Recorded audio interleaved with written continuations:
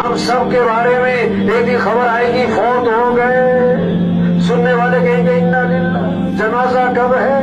Rush पड़ेगा जनाजे में, दफनाने में चंद लोग, और दफनाने के आधे घंटे बाद कब्र पे कोई भी ना हो। इतना ही मशहूर आदमी हो, मर दफनाने के आधे घंटे बाद कोई भी नहीं। वो गए सगी माँ को दफना के, वो गए सरदार साहब को दफना के, वो गए एमपीए साहब को दफना के। आज अपने पर मट्टी नहीं पड़ने देते, फिर मनो मट्टी तले दबा दिए जाते, और मट्टी डालने वाले कौन? अपने, और सवाब समझकर डालते। आज जमीन पर चल रहे, फिर जमीन में दफन हो जाएंगे। हाँ, 500 की जूती 5000 की, आगे सब नंगे पांव। 5000 का सूट, 50,000 का कफन, सबका एक है।